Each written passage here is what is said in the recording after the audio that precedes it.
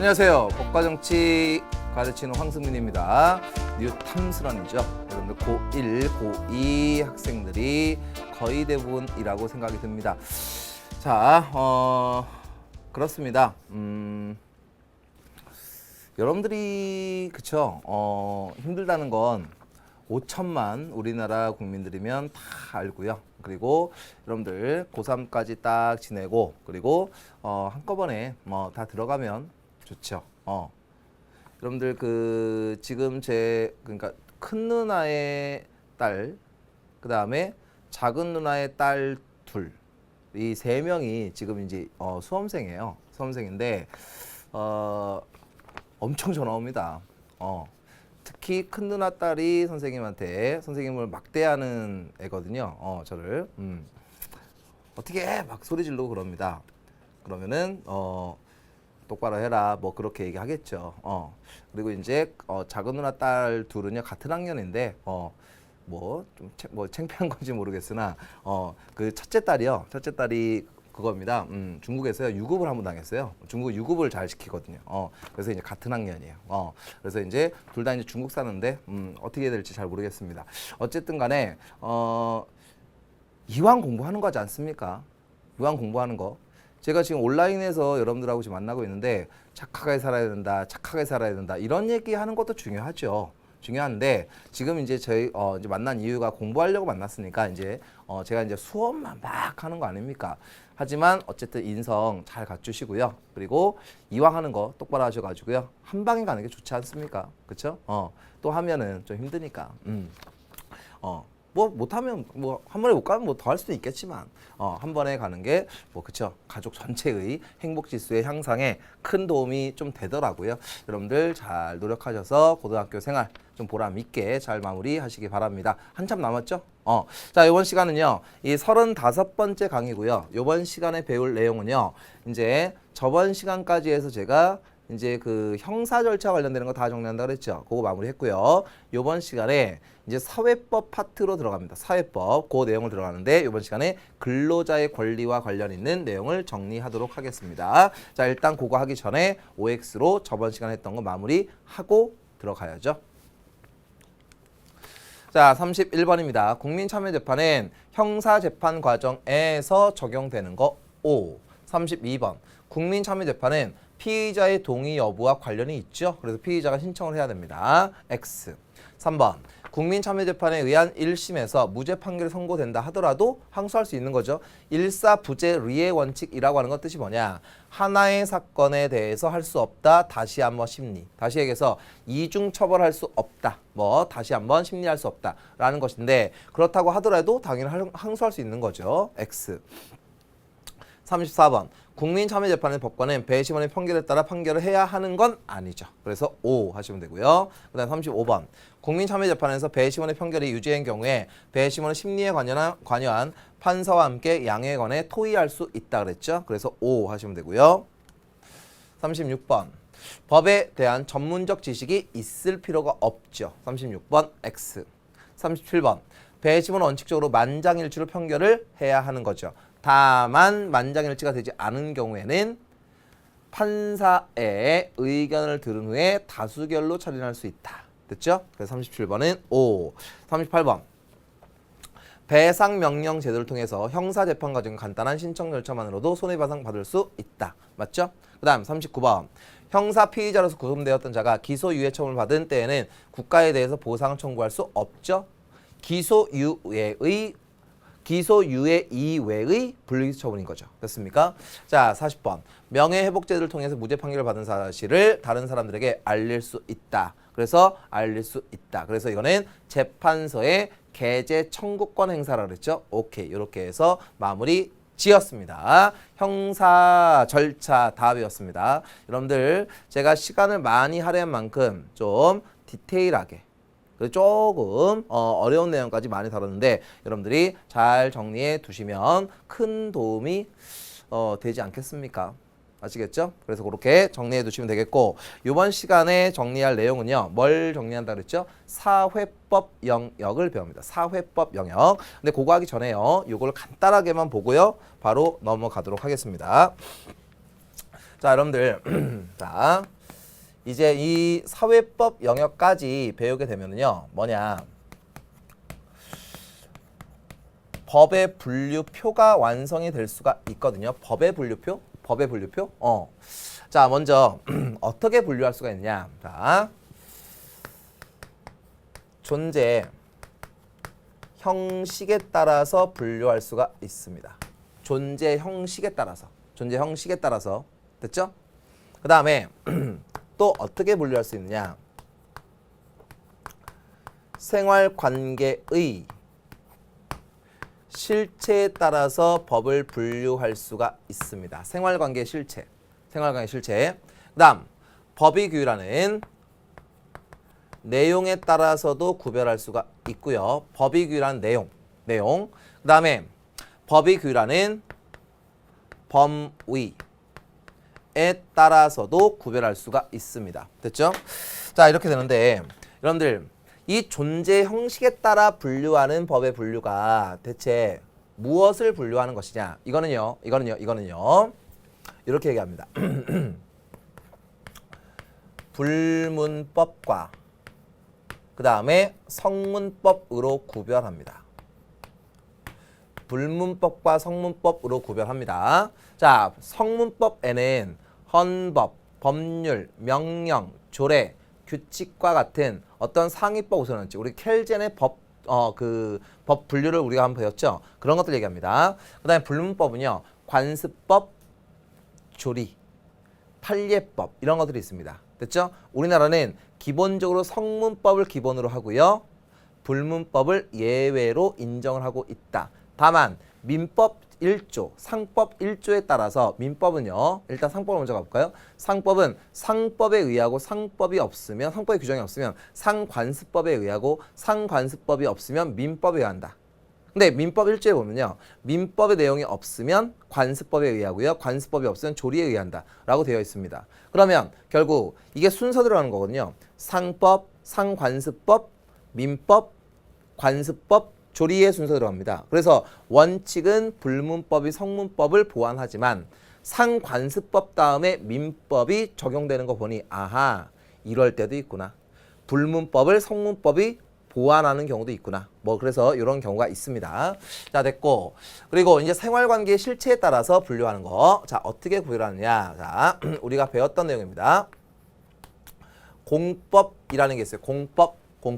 그리고 사법이라는 게 있습니다.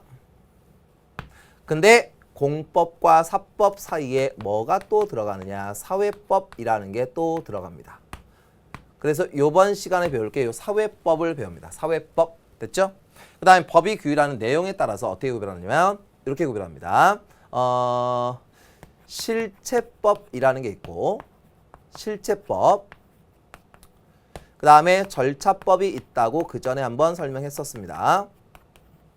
됐죠? 그래서 이렇게 구별하고, 그 다음에 범위에 따라서 일반법과 특별법이라는 게 있다. 뭐 쓰는 김에 다 쓸까요? 일반법과 그 다음에 특별법이라는 게 있다. 이렇게 있습니다. 법의 분류는요, 이번 시간에 마무리 짓고요. 우리가 다음 단에 넘어가면 국제법 파트에서 그 부분에 해당하는 것만 얘기하겠습니다.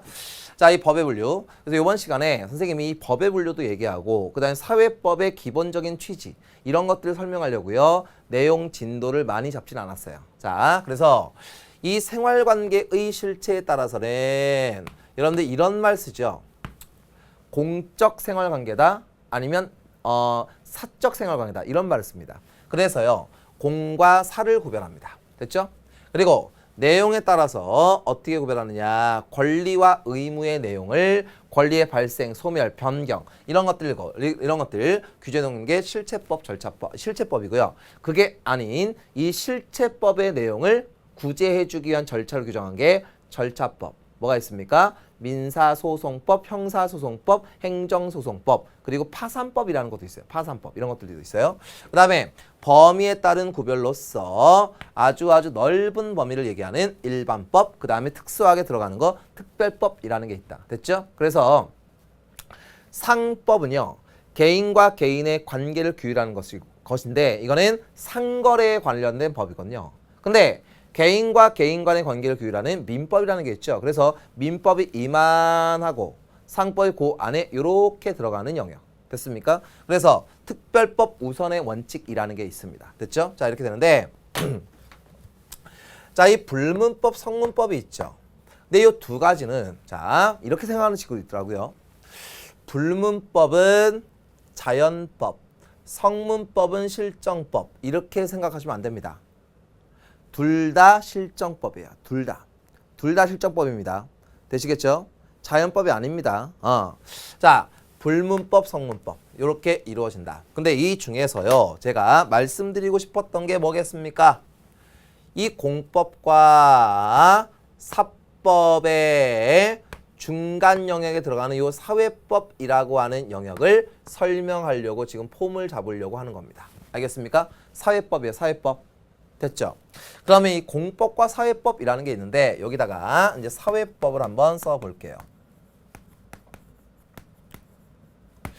이 사회법이라고 하는 건 말 그대로 여러분들 공자 할아버지께서 이런 말씀하셨죠. 공자, 이제 공구, 이제 공중리구라 이렇게 불리우는 사람인데 공자라고 이제 보통 얘기하죠. 근데 이 공자님께서 대동사회를 얘기하거든요. 대동사회. 대동이 뜻이 뭡니까? 큰 대자에다가요. 그다음 함께거든요. 그러니까 뭐냐? 더불어 함께 잘 살아가는 사회라는 뜻이에요. 그래서 이게 사회법의 취지입니다. 더불어 잘 살기 위한 사회를 꿈꾸는 법. 이게 사회법입니다. 그런데 보세요. 요 공법과 사법은 뭐냐? 국가기관이 한쪽 당사자로 규정되어 있는 게 공법이에요.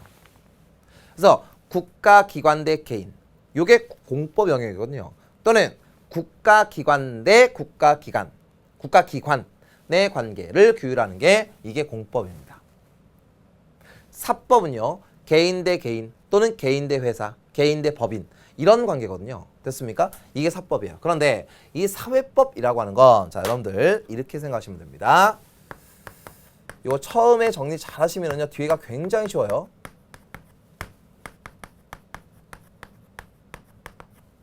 자, 자본주의의 폐해가 있어요. 자본주의의 폐해. 이 자본주의, 캐피탈리즘, 리버럴리즘이라고 표현하는데 이 자본주의의 폐해는 이게 뭐겠습니까? 이게 자본주의 폐해가 이거가 되겠죠. 빈부격차예요.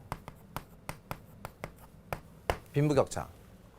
빈자와 부자 간의 격차가 너무나도 심각해집니다. 빈부격차의 심화. 이런 겁니다. 이게 자본주의 폐해예요. 그리고 이 자본주의의 문제는 또 뭐가 있냐면 이런 게 있어요. 근로자의 권리가, 근로자의 권리가 약화되는 것입니다. 왜냐하면 이 자본주의는요, 캐피탈, 이 자본이 중심이 될 수밖에 없는 거 아닙니까? 그래서 이 자본이 지배를 하다 보니 어떻게 됩니까? 자본이 이만큼 자본이 있어요. 그러면 이게 눈을 굴려본 적 있습니까? 여러분들 눈을 굴려보지 못한 친구도 있던데 눈을 굴려보면 이만한 눈을 떼굴떼굴 굴립니다. 그럼 훨씬 빨리 눈이 붓거든요. 근데 요만한 눈덩이를요 이렇게 굴려보세요. 그러면 이게 한참 걸립니다. 그러니까 그렇듯이 뭐냐, 이 근로자는 힘이 없어요. 사용자는 힘이 세죠. 그럼 당연히 사용자는 돈을 훨씬 빠르게 벌고요. 근로자는 돈을 조금씩 벌거나 아니면 또는 자, 돈을 조금씩 버는데 갑자기 부모님 아프고 막 그러면은 또 돈을 막 써야죠. 그러다 보니까 근로자의 권리는 또 떨어집니다. 됐습니까? 그다음 소비자의 권리, 소비자의 권리가 또 형편 없어질 수도 있거든요. 여러분들 자, 가게에 가면요, 식당에 가면 손님이 왕이다 라고 하는 게 1990년대 2000년 초반 정도까지 많이 써져 있었거든요, 실제로. 근데 여러분 대기업 입장에서요, 이 소비자들은요, 우리나라 같은 경우에는 특히 이 대기업 중심의 사회다 보니까 여러 가지 이제 문제점들이 좀 나오는데요. 그러니까 물건을 이렇게 만들고요, 아예 그냥 살 거야, 걱정하지 마, 이런 마인드가 가끔씩 있더라고요. 그러다 보니 소비자가 피해를 입는 경우도 있다. 그래서 이제 우리나라도 그렇고 외국도 이제 이런 사례가 있는데, 자, 어떤 이제 그 제품을 만듭니다. 제품을 만드는데 내수용 제품과 수출용 제품이 서로 다른 경우가 굉장히 많죠. 그래서 내수용 제품과 수출용 제품이 서로 다른 이유는 뭡니까?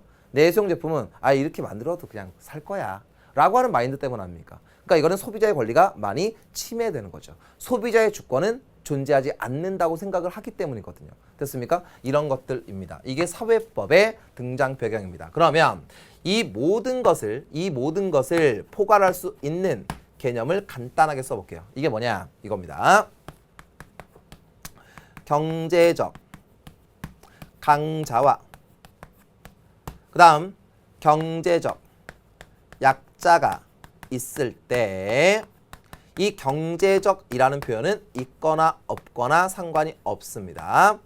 강자와 약자가 있을 때 사회법의 등장 배경은 강자가 유리해진 겁니까? 약자가 유리해진 겁니까?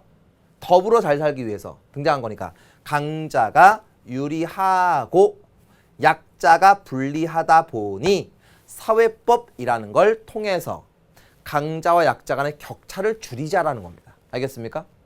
이거는 사회법의 등장 배경입니다. 아시겠죠? 됐죠? 그래서 이런 말을 하죠. 자, 신의, 성실의 원칙이라는 게 있고, 그 다음에 권리, 남용, 금지의 원칙이라는 게 있죠. 이 신의 성실의 원칙과 권리 남용 금지의 원칙은 뭐냐? 약속 잘 지켜라. 신의 성실. 권리 남용 금지의 원칙. 너의 권리 행사하는 건 오케이야. 너의 권리는 오케이. 괜찮아. 근데 너의 권리라고 해서 너무나도 사람들한테 피해까지 주면 안 되지 않냐? 라고 하는 게 권리 남용 금지의 원칙입니다. 그러면 신의 성실의 원칙과 권리 남용 금지의 원칙은 강자에게 유리하고 약자에게 불리했던 걸 해결하기 위한 원리입니다. 결국 사회법이라고 하는 건 이런 것들과도 결부가 될 수 있다라고 하는 거 생각을 딱 해두시고, 또 하나, 이 사회법의 등장 배경은 요거 생각하시면 아주 편해요. 민법의 기본 원리의 변천에서 배웠듯이 민법의 현대의 원리 생각하시면 됩니다. 알겠습니까? 계약 공정의 원칙, 소유권 공공의 원칙, 무과실 책임의 원칙, 이런 것들이 등장하는 것과도 뗄래야 뗄 수 없는 불가분의 관계다라고 하는 것도 기억해 두시면 되겠습니다. 알겠습니까? 이게 사회법입니다. 그래서 이 사회법은 이런 표현을 쓰거든요. 이런 표현 뭐냐? 사법의 공법화라고 표현하고요. 사법의 공법화. 그리고 사법과 공법의 중간적 영역에 포함되는 법이라고 얘기합니다. 알겠습니까? 다시 한번. 사법의 공법화라고 부르고요. 그 다음에 사법과 공법의 중간적 영역이라고 표현하는 걸 사법이라고 표현합니다. 자, 무슨 얘기입니까? 예를 들어서 선생님하고요, 대기업 대표이사하고 분쟁이 발생했어요. 그러면 국가가 간섭을 안 하죠? 그럼 선생님이 이길 가능성이 있을까요? 거의 없거든요. 결국 뭐니? 사적 영역에 공적 영역에 개입하는 것. 그러니 결국 내가 황승민과 그 다음에 대기업 대표이사 간에 분쟁이 발생했을 때 이거는 분명히 사법의 영역이죠. 개인과 개인이니까. 하지만 그걸 가만 내비두면 안 되겠죠. 국가의 막강한 권력을 통해서 경제적 약자인 황승민을 보호해주는 법. 그래서 사법을 공법화시키는 것 또는 사법과 공법의 중간적 영역이라고 표현하는 것이다. 오케이? 됐죠? 이렇게 기억해 두시면 됩니다. 이게 사회법 영역이다 라고 하는 거 기억해 두시면 됩니다. 그래서 이 사회법 영역은 뭐냐? 이거죠. 사회권의 등장입니다. 교육, 근로, 소비자, 여성, 사회보험, 사회보장, 환경, 모성보호, 삶의 질의 향상, 인간다운 생활의 보장, 이런 것 같은 사회권의 영역과 부합할 수 있는 것. 그래서 사회법상의 권리 이렇게 표현하는 거죠. 됐습니까? 자, 이렇게 해서 여러분들이 정리를 해 두시면 되겠고요. 자, 그러면 지금부터 근로자의 권리에 대해서 제가 말씀을 좀 드리도록 하겠습니다. 됐습니까? 자, 여기 보세요. 근로자의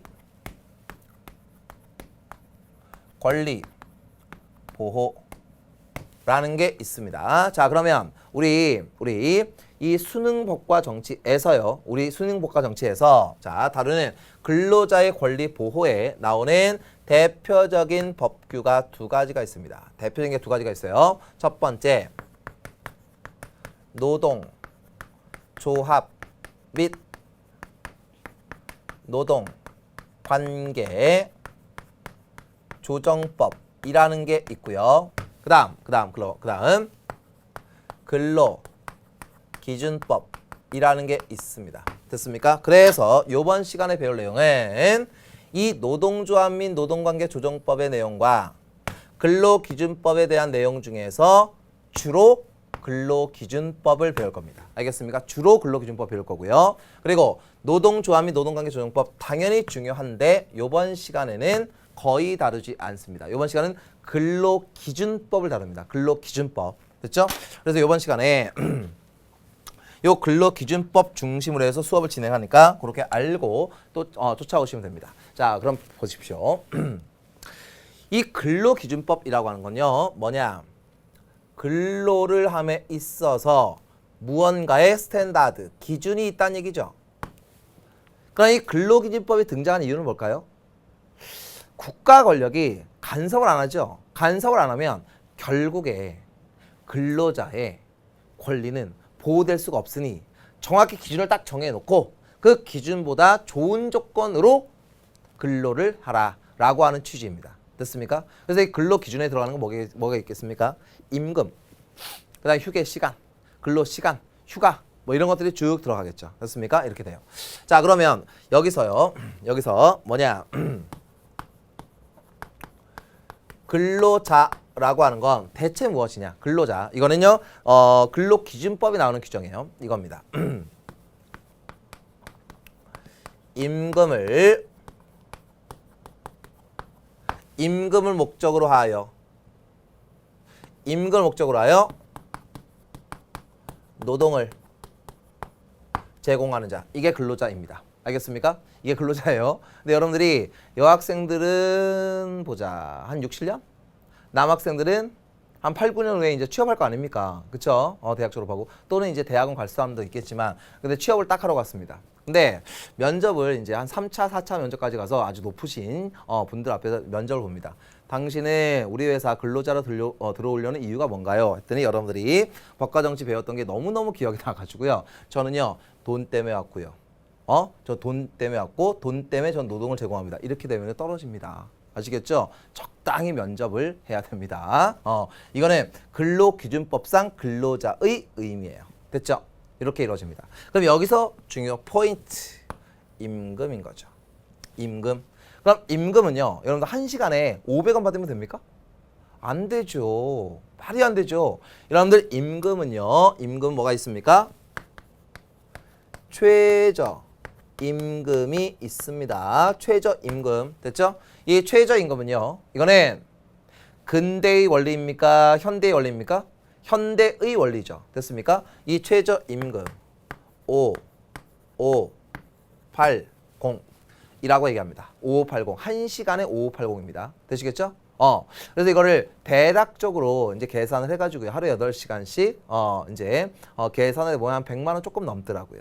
근데 이 최저임금을 지금 6,000원 이상으로 상향 조정해야 된다라고 하는 지금 주장이 있어요. 그래서 지금 이제 6,000원 이상으로 올릴 것이냐라는 걸 가지고 최저임금위원회에서 이제, 협의를 하겠죠.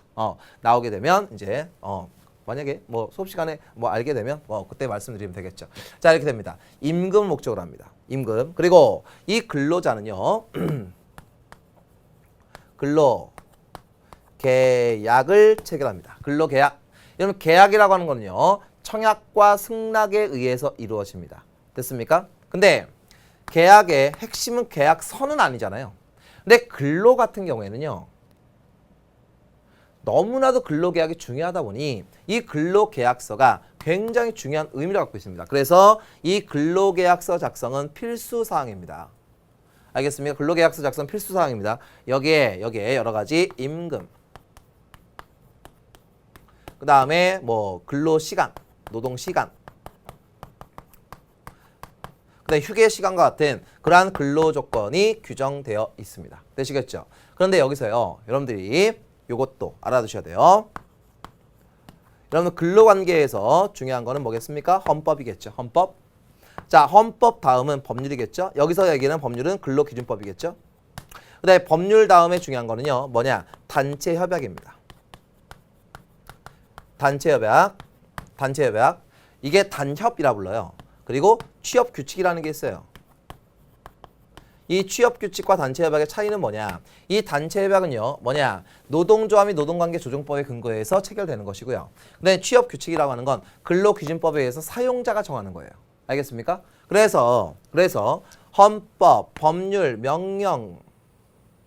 명령이라는 게 나오면 안 되겠죠.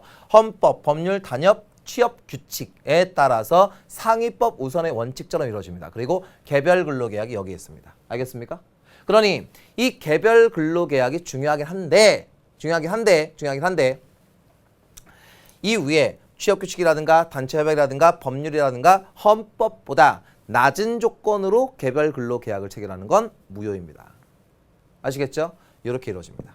그래서요, 여러분들 이 노동조합이 유명한 회사들이 좀 있잖아요. 근데 이 노조가 유명한 회사 같은 경우에는 이 단체협약이 굉장히 중요합니다. 그리고 원래 중요한 거고요. 되시겠죠? 그래서 단체협약을 어떻게 체결하느냐에 따라서 근로 기준 자체가 많이 바뀝니다.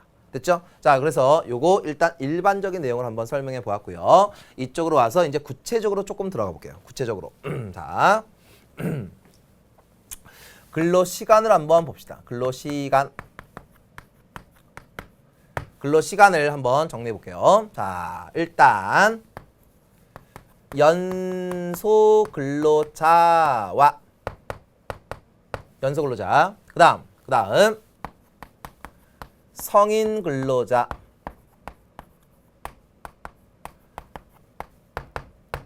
요거 구별 한번 해봅시다. 자, 여기서요, 연소근로자라 하면 18세 미만의 자입니다. 그리고요, 15세 이상입니다. 15세 미만의 자는요, 원칙적으로 근로할 수 없어요. 취업이 금지되어 있습니다. 다만 고용노동부 장관의 취직 인허증을 발급받으면 일할 수 있습니다. 아역 탤런트 생각하시면 돼요. 됐죠? 그래서 이 연소근로자는 원칙적으로 15세에서부터 17세 정도까지라고 생각하시면 돼요. 18세 미만. 됐죠? 그리고 성인근로자는 18세부터라고 생각하시면 되겠습니다. 여러분들은 거의 대부분 연소근로자에 포함이 되리라고 생각을 해요. 됐죠? 그럼 연소근로자일 경우에는, 자, 연소근로자일 경우에는 뭐냐? 부모로부터 동의를 받아서 직접 연소근로자 그 본인이 직접 근로계약을 체결해야 됩니다. 만약 예를 들어서 한번 생각해 보시면 됩니다. 여러분들이 학교 갔다 왔어요. 학교 갔다 왔는데 엄마 아빠가 이럽니다. 내일부터 일해라. 학교 가지 말고. 말이 됩니까? 안 됩니다. 알겠죠? 아, 나 학교 가고 싶은데. 아니, 벌써 근로계약 체결했어 내가. 보내면 어떡합니까? 말도 안 되는 거죠. 됐죠? 대리계약 금지. 됐죠? 부모의 동의를 받아 본인이 직접 근로계약 체결합니다. 됐고, 그리고 임금 청구는 단독 청구입니다. 부모가 대리 청구해서는 안 돼요. 만약에 여러분들이 신나게 일을 했어요. 하루에 몇 시간씩 막 일했어요. 근데 부모의 통장으로 급여가 들어갑니다. 말이 안 되는 겁니다. 아시겠죠? 여러분들이 일을 했습니다. 그리고 연소근로자는요, 최저임금 5580 이거 받을 수 있을까요? 받을 수 있죠. 이거보다 더 받을 수 있죠. 당연한 얘기입니다. 이렇게 돼요. 자, 그리고요. 자, 연소근로자와 성인근로자의 근로시간을 한번 구별 한번 해봅시다. 자, 연소근로자의 원칙적 근로시간은 몇 시간이냐? 자, 이렇게 됩니다. 하루에 7시간입니다. 알겠습니까? 하루에 7시간. 하루에 7시간이에요. 그리고 일주에 40시간입니다. 이런 거 외워야 될까요? 이해해야 될까요? 아니, 뭘 이해해요? 이거를 외워야죠. 그렇죠? 그래서 여러분들, 자, 원칙적으로 하루에 7시간, 그 다음에 일주에 40시간의 근로를 할 수 있습니다. 원칙적으로. 되시겠죠? 그리고 연장을 합니다. 연장을 하면 하루에 1시간을 연장할 수 있어요. 연장할 때는요, 부모로부터 동의받을 필요 없어요. 단독적으로 할 수 있어요. 그리고 일주에 6시간을 근로할 수가 있습니다. 됐죠? 그래서 연소자는 합의 연장의 경우에 일주에 6시간, 하루에 1시간씩입니다. 됐죠? 그러면 연소자는요, 원칙과 연장을 해서 최대, 맥심으로 따지면 최대 몇 시간 할 수 있어요? 46시간 근로를 할 수 있는 것이죠. 됐습니까? 오케이. 당연히 야간 근로 같은 경우에는 1.5배를 받는 거고요. 그건 당연한 얘기고요. 그리고 성인 근로자일 경우에는 자, 어떻게 하느냐? 자, 이렇게 합니다. 하루에 8시간 근로합니다. 하루에 8시간. 그리고요, 일주에 40시간 근로합니다. 40시간. 자, 그래서요, 요 성인 근로자 원칙적으로 이렇게 근로를 하게 되고요. 그리고 연장을 하잖아요. 연장을. 그러면 하루에, 그 다음에 일주에 몇 시간이냐? 12시간이고요. 그 다음에 하루에 연장 근로 시간은 없습니다. 알겠습니까? 출제하시는 선생님들, 출제하시는 모의고사 출제위원님들, 딱 보면은 좀 흥분할 것 같지 않으십니까? 여러분들? 이거 그냥 내죠 그냥. 그쵸? 그냥 내면은 이거 공부 열심히 하지 않으면 틀리니까 굉장히 매력적인 부분이에요. 여기는. 그러면 이 성인 근로자, 선생님이나 여기 계시는 카메라 감독님이나 이 성인 근로자이니까 당연히 뭐겠습니까? 최대 맥심으로 52시간을 근로할 수 있는 거예요. 알겠습니까? 이렇게 이루어지는데 요로 가서 정리할게요. 요로 가서 여기 좀 지우고 지금부터 얘기하는 거 친구들이 참 이해 못하는 부분입니다. 그리고 한번 잘 들어보십시오. 자, 여러분들 부 또는 모께서 엄마 또는 아빠께서 이제 근로를 하시는데 출근 시간과 퇴근 시간 한번 계산해 봅시다. 출근 시간, 퇴근 시간. 자, 선생님 있습니다. 선생님은 이제 성인 근로자 아닙니까? 연소 근로자처럼 생기진 않았잖아요. 그러면 선생님이 8시간 근로한다고 칩시다. 8시간. 선생님 사실 근로자는 아닌데, 사실 사업자인데, 근로계약서가 체결되어 있는 데는 없어요. 선생님 다 사업자입니다. 선생님은. 근데 근로자라고 할게요. 자, 이게 선생님이 8시간을 근로하는 사람이라고 할게요. 8시간. 그래서 선생님이 이제 회사에 출근합니다. 그래서 9시부터 일을 시작합니다. 그럼 퇴근은 몇 시입니까? 퇴근 몇 시? 8개를 더하시면 됩니다. 8개 더하세요. 그러면 어떻게 됩니까? 그럼 또 9시, 10시 이런 거 하지 마시고요. 그냥 9에다가 8 더하시면 돼요. 알겠습니까? 그럼 몇 시예요? 17시죠. 오후 5시죠? 라고 계산하시면 안 됩니다. 이렇게 계산하시면 안 돼요. 중간에 우리나라에서 핵심 시간, 핵심 무슨 시간이 있습니까? 점심시간이죠. 점심시간. 그쵸? 그래서 회사에서 여기서 선생님이 이제 회사 생활 2년 정도 해봤으니까 이 점심시간에 온갖 썸들이 다 이루어집니다. 남녀간에 아주 흥미로운 장면들이 많아요. 여러분들도 동참하셔야죠. 근데 선생님 성인 근로자 여기서부터 여기 아닙니다. 8시간 근로라면 어떻게 합니까? 9시부터 이제 근무를 시작해서 어떻게 합니까? 8시간 플러스 1시간 하셔야 됩니다. 알겠습니까? 8시간 플러스 1시간. 그래서 9시간을 더하면 18시에 퇴근하는 겁니다. 알겠습니까? 18시에 퇴근하는 겁니다. 요게 8시간 근로하는 거예요. 그럼 결국에 8시간 근로를 한다 그러면 회사에서 총 몇 시간 있는 거예요? 9시간 있는 겁니다. 9시간. 그래서 뭐냐? 휴게 시간은 자 규정이 어떻게 되느냐? 4시간 근로마다 휴게 시간이 보장됩니다. 그래서 4시간 근로하죠. 그러면 휴게 시간이 몇 분입니까? 30분입니다. 30분. 그리고 8시간을 근로합니다. 그러면 휴게 시간은 1시간이 되는 겁니다. 알겠습니까? 이게 휴게 시간이에요. 됐죠? 그러면 근로 시간에 근로시간에 휴게 시간이 포함되어 있거든 이라고 시험 문제 나옵니다. 휴게 시간 아니 근로시간에 휴게 시간이 포함되어 있거든 이라고 시험 문제 나옵니다. 그럼 이거는 맞습니까? 틀립니까? 맞습니까? 틀립니까? 생각 한번 해보세요. 선생님이 지금 몇 시간 근로한다고요? 8시간. 그럼 8시간 중에 휴게 시간이 있어요? 없어요? 없어요. 없습니다. 근로시간에 휴게 시간 포함되어 있지 않습니다. 뭡니까? 근로시간 이외에 휴게 시간이 있는 겁니다. 되시겠죠? 선생님 저희 아빠 회사 저희 엄마 회사 가봤더니요 점심시간 1시간 20분이고요 그리고 2시간마다 20분 정도나 15분 정도씩 휴게 시간이 있던데요. 그렇게 계약이 체결됐겠죠. 단체 협약으로. 알겠죠? 원칙이 이겁니다. 원칙. 됐죠? 그래서 4시간에 30분 또는 8시간에 1시간의 휴게 시간이 보장이 되는 것입니다. 이렇게 기억을 하셔야 됩니다. 이렇게 됐죠? 그러면 이렇게 하면 근로시간에 휴게 시간 안 줘도 된다. 이건 또 틀리겠죠.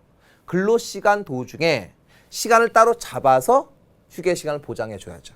됐습니까? 이렇게 이루어지게 됩니다. 그래서 해 주시면 되고 그러면 7시간으로 한번 잡아볼까요? 7시간이면 여러분들이 9시에 아르바이트를 갔습니다. 그러면 어떻게 되겠습니까? 17시에 퇴근하는 거겠죠. 그럼 근로시간은 7시간이고 휴게 시간은 1시간이 되는 거겠죠. 됐습니까? 이렇게 이루어지게 됩니다. 여러분들 임금이죠. 임금은요. 뭐냐? 매월 1회 이상 지급해야 됩니다. 알겠습니까? 1회 이상을 지급하면 됩니다. 자, 여러분들 우리 그 박지성 선수 있죠? 박지성 선수 선생님하고 또 가까운 건 아니고요. 전혀 모릅니다. 근데 이제 선생님 초등학교 후배급 되더라고요. 보니까는 동네가. 근데 박지성 선수의 주급이 1억 4천이었나 1억 5천이었어요. 주급이. 맨유에서 받았던 주급이. 그러면 주급의 형태로 우리나라 줄 수 있습니까? 주급의 형태로 받을 수 있습니다. 알겠죠? 월급의 형태로도 받을 수 있고요. 됐죠? 2주 급여 형태로 받을 수도 있습니다. 여러 가지 형태로 받을 수 있습니다. 그리고 아주 자유롭게 사용할 수 있는 통화 형태의 그러한 수단으로 지급이 돼야 되겠죠. 이상한 걸로 주면 안 되겠죠. 자, 이렇게 이루어집니다. 그래서 임금 이렇게 되고 회사일 경우에는 여러분들 엄마 아빠 한번 생각해 보십시오. 그러면은 휴가 기간도 있습니다. 휴가 기간. 알겠죠? 그래서 뭐 유급 휴가도 있고 뭐 무급 휴가도 있고 뭐 연차 뭐 이런 것들도 존재합니다. 그래서 여기 근로시간 얘기했고 휴게 시간 얘기했고 그다음에 여기 근로시간의 기본적인 원칙적인 것들 있죠? 그 내용을 한번 정리해 보았습니다. 그럼 다시 한번 졸로 한번 가 보십시다. 거기 책 한번 잠깐 보십시오. 자, 거기에 보면은 왼쪽에 220쪽에요. 노동부의 필요성과 종류 있죠? 그거 한번 읽어보시고 다만 이 바이마르 헌법공화국의 헌법 내용에 사회법, 사회권에 대한 내용이 최초 규정이 되어 있죠. 자, 그리고 넘겨보십시오. 자, 근로기준법과 근로자의 권리 보호가 있죠. 뭐 이런 것들이 있고 그 다음에 2번에 근로기준법에서 정한 근로조건이 있죠. 거기 나오는 게 임금, 근로시간, 해고 사유가 있습니다. 해고는요. 회사에서 해고를 회피하기 위한 노력을 해야 됩니다. 아주 긴박한 이유가 있어야 돼요. 알겠습니까? 그리고 서면으로 통지해야 됩니다. 서면, 종이로 문자로 김 과장님 어떻게 이렇게 됐네요. 죄송해요. 내일부터 나오지 마세요. 라고 문자로 하면 안 됩니다. 아시겠죠? 미리 통지를 해야만 하는 겁니다. 30일 전에 통지를 해야 한다. 이런 것들 위주로 해서 여러분들이 따닥따닥 기억하셔서 정리해 두시면 되겠고요. 자, 그래서 뒤쪽에 있는 문제를 한번 정리하도록 하겠습니다. 어디 펴느냐? 자, 한번 요거를 펴놓고 해볼까요? 228쪽입니다. 다음은 16세 연소자네요. 연소근로자. 개별 근로계약 일부이다. 근로기준법에 유의되는 내용을 2개 찾으시오. 그 내용을 간략히 쓰시오. 근로계약기간 2월 1일부터 10월까지네요. 그쵸? 그럼 9달인가요? 2, 3, 4, 5, 6, 7, 8, 9, 10. 9달입니다. 9달. 그냥 2에서부터 10월 이렇게 그냥 8개월 이러지 마시고요. 보시면 됩니다. 근무 장소는요, 회사고요. 업무 내용은 자, 자재 수량 확인 및 검수. 근로 시간은요, 9시부터 저녁 7시까지입니다. 그럼 이거는 뭐겠습니까? 회사에서 10시간 있는 거예요, 결국에. 10시간. 10시간. 연소 근로자인데 회사에 10시간 있으면 어쨌든 1시간을 뺀다고 하더라도 9시간 있는 거죠. 됐습니까? 그럼 합의 연장을 한다고 하더라도 할 수가 없는 시간이죠. 됐죠? 오케이. 근무일 휴일, 매일 단위 근무, 주 휴일 매주 토, 일요일. 자, 임금은 7,500원. 최저 임금보다 좀 높네요. 그렇죠? 그래서 거기 그 선생님 그러니까 그 수능 때까지 이제 학원의 선생님 좀 이제 무서운 캐릭터로 이제 수업을 하는 스타일인데, 그리고 이제 끝나면 친구들 뭐 이렇게 연락 오면 거의 다 사줍니다. 근데 하는데 이제 이제 Y대 이제 무슨 과 갔던 이제 여자인데요. 그 여자애가 와가지고요. 저 알바애가 자기가 돈 많이 벌었답니다. 그래가지고 그때 한 3-4명 왔었는데 얼마나 벌었냐 그랬더니 막 얘기를 하는 거예요. 근데 거기서 이제 대형 할인마트인데요. 8,000원 줬더라고요. 8,000원. 그래가지고 8시간씩 근로했더라고요. 돈 많이 벌었다고 뭐 자기가 산다고 해가지고 그런 거 하는 거 아니다 이러면서 이제 제가 사줬는데요. 이 시간과 7,500원, 8,000원 이 정도면은 좀 이제 그래도 좀 괜찮지 않나 싶어요. 현실적으로. 지급 방법은 이거 뭔 소리입니까 이거. 대리 청구. 말도 안 되죠. 그런데 이런 일이 굉장히 잦아요, 실제로. 뭐냐? 여러분들이 알바를 하는데 아빠 친구의 공장에서 알바를 합니다. 그럼 아빠가 이럽니다. 친구야, 내 아들한테 월급 주면 저놈 돈 다 쓸 거거든. 나한테 줘. 그러면 그 사장님은 뭐라 그럴까요? 친구야, 분명히 연소자도 그 본인에게 줘야 돼 라고 얘기할 사람이 많을까요? 그렇지 않아요. 그래서 그냥 부모 통장으로 넣는 경우도 있습니다. 잘못된 거예요.